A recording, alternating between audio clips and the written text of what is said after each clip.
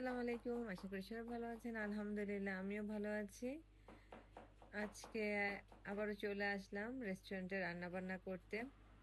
Actually যখন একটু মাছ টাছ থাকে এই ধরনের রান্নাগুলো আমি সাধারণত রেস্টুরেন্টে করে থাকি, এতে আমার বাসা গন্ধ থেকে বেঁচে যায়। কি রান্না করব সেটা আপনাদের সাথে শেয়ার করি। আজকে এখানে অনেক সবজি কেটে নিয়েছি। আর এই যেটা রাইস, এটা রেস্টুরেন্টের পিলাও রাইস, চিকেন টিক্কা, এগুলো কুক করে রাখা হয়, এগুলো কারির সাথে যায়। আগে সবকিছু কুক করে রাখা হয়। এটা হচ্ছে রেস্টুরেন্টের গ্রেভি, যেটা দিয়ে কারি যাবে। আছে টমেটো পিউরি, এটা রেডি করে রাখতে হয় রেস্টুরেন্টের জন্য। আমি কড়াই দিলাম, যেখানে রেস্টুরেন্টের মশলা এগুলো ক্লোজিং এর সময় সবকিছু ক্লিন করা হয়, বাট এখন তো রান্না বান্না চলছে। এখানে আমার তেল গরম হচ্ছে, আমি এখন এতে আস্তে আস্তে সবকিছু দিব। এখন দিয়ে দিব একটু বেশি করে।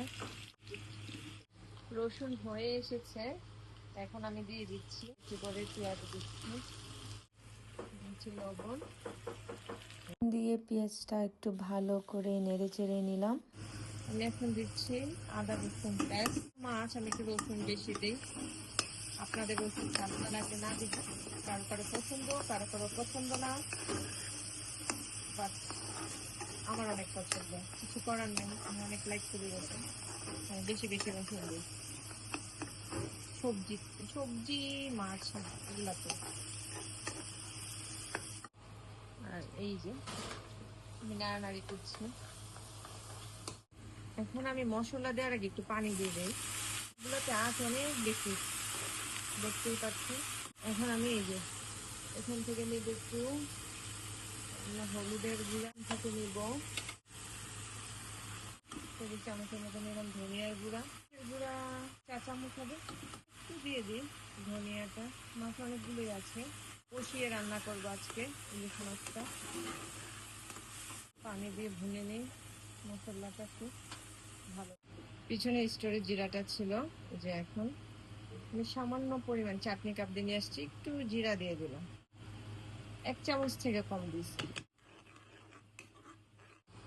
মাছগুলো আমার এই যে ধুয়ে রেখেছিলাম এখানে, এখন এগুলো আমি দিয়ে দিব। ইলিশ মাছ হচ্ছে আমার পছন্দের মাছের মধ্যে একটা মাছ। আমি ইলিশ মাছগুলো খুব আলতোভাবে নাড়াচাড়া করছি যেন ভেঙে না যায়। পানি দিয়ে দিব, আর দিয়ে দিচ্ছি সামান্য কিছু কাঁচামরিচ এখান থেকে। ছোট দিনে রান্না হোক। এখানে বানানো হচ্ছে রেস্টুরেন্টের অনিয়ন ভাজি, এটাও খুব পছন্দ এখানকার ইংলিশ কাস্টমারদের, যারা ইন্ডিয়ান ফুড পছন্দ করে। তো এই যে রাইস মেশিনে বানানো হচ্ছে,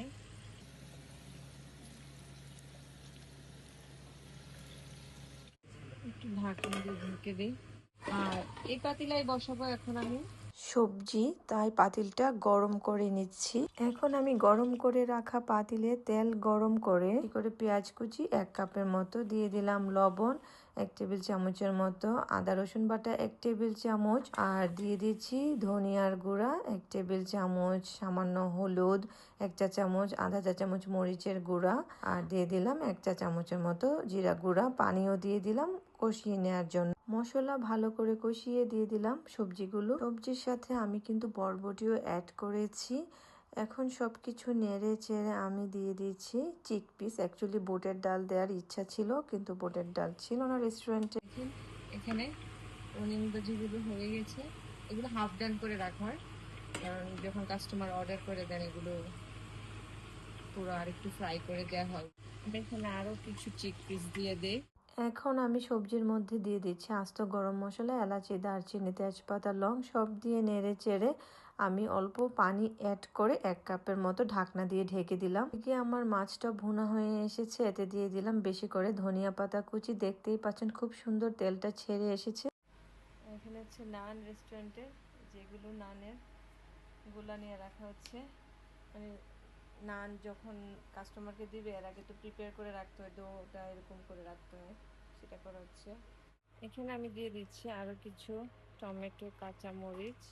একটু কাঁচামরিচগুলো একটু সবজিতে হালকাভাবে এরকম মিশিয়ে নিলাম। এই যে দেখেন এখানে পুরো 1 বাকেট বানানো হয়েছে অনিয়ন ভাজি।